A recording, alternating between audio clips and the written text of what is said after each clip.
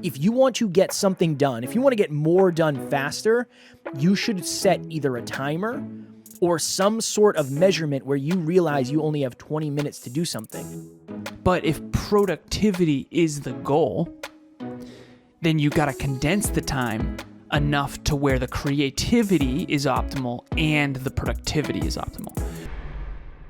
Next Level Nation, welcome back to another very special, as always, episode of Next Level University, where we teach you how to level up your life, your love, your health, and your wealth. We hope you enjoyed our latest episode, number 1239.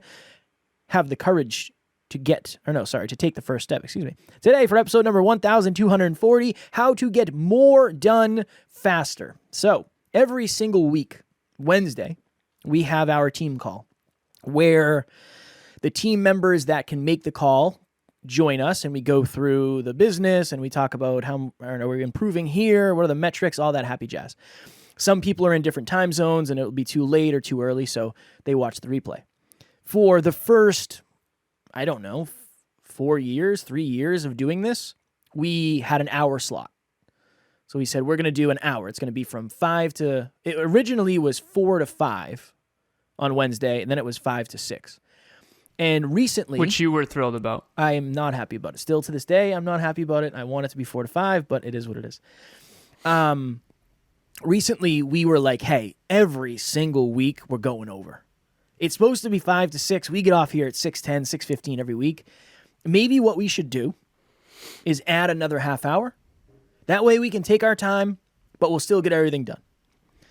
Last Wednesday, when we were going, we still were 7 minutes late or 8 minutes late. We still went over. So how do you get more done faster? In theory, there is a law, quote unquote, called Parkinson's law that basically states the allotted amount of time that you give yourself is the amount of time it will take you to do something. Now, think of it this way. We did an episode recently on procrastination. One of the things we talked about was creating a deadline. Why? Because if Alan and I did not set a timer, so I told Alan before this, I have 15 minutes to do the episode because I have 5 other podcasts I'm on today. If we didn't say that, the odds of us delivering all of it within 15 minutes are very slim. If we said we have an hour, you're going to find a way to make that happen. You're going to find a way to fill the hour. So even on the other end of that, we did our monthly meetup this week, and it was an hour, and we literally came in with 3 points, and we said, yeah, well, we can fill that amount of time. There's an hour time slot that we have available. We will find a way to fill it. So if you want to get something done, if you want to get more done faster, you should set either a timer or some sort of measurement where you realize you only have 20 minutes to do something. And think about it.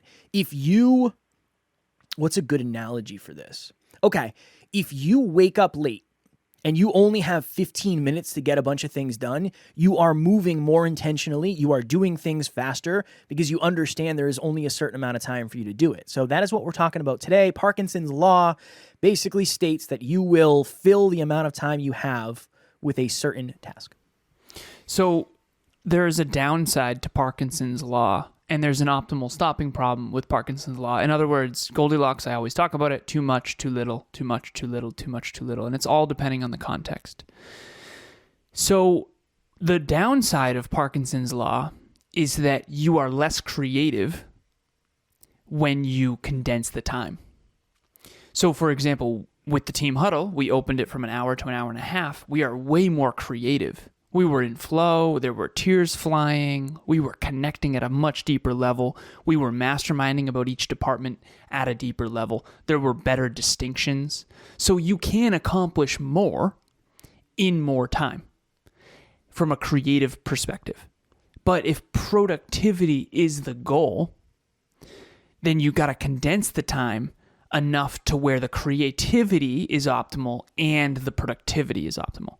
And so, for example, in the 1 hour, and I'll give some more context. So at the beginning of every team huddle, Kevin, myself, and the rest of the team show up and we do what we call most important win, most important improvement. It's an experience review. In other words, this week, each person, Jerry Ann, myself, Kev, every other team member, goes through what was the most important win from your week, personally, and or professionally.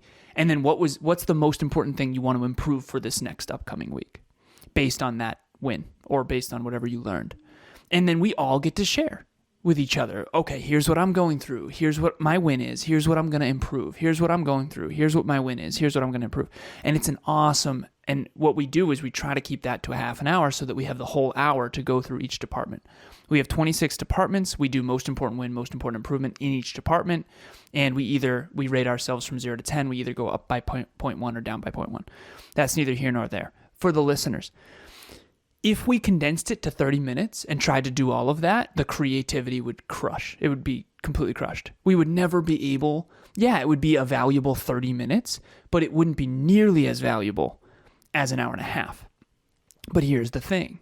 If we opened it to 3 hours, how much time would we waste kind of just talking about things that aren't as important?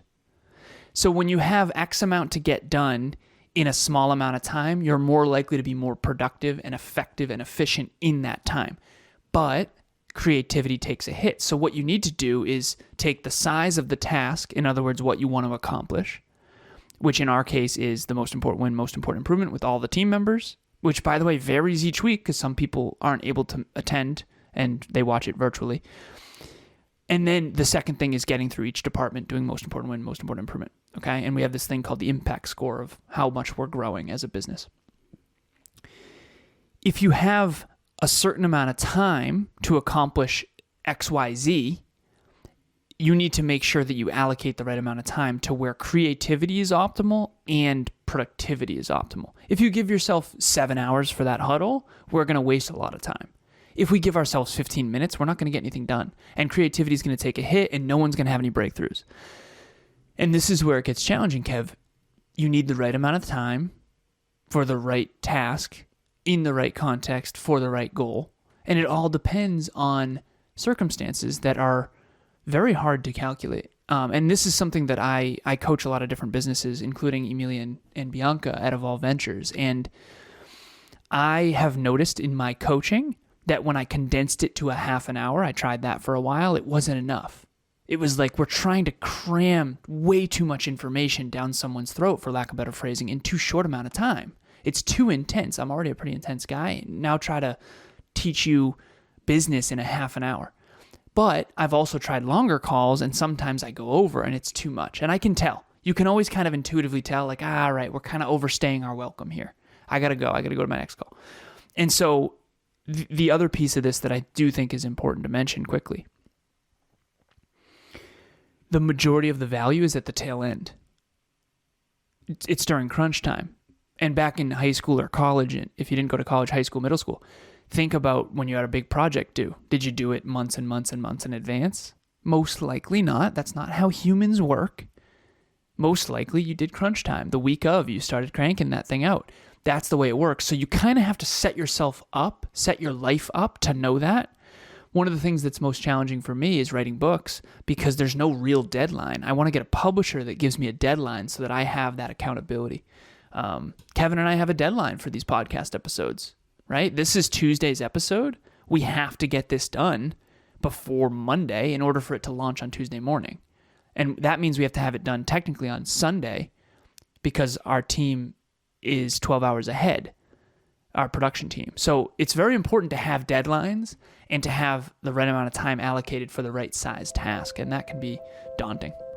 Just meeting the people that there are to meet at Next Level Live made it worth it all on its own. Everybody there is incredibly supportive. Everybody there is not just strong, but also vulnerable and open, and also humble about how they're doing and where they're at in life, as well as where they've come from. So at any point, you don't feel intimidated or like you're lacking or like you're not as good as anybody else, because everybody has been at some point where you are, and everybody just wants to see each other thrive and do the best that they can.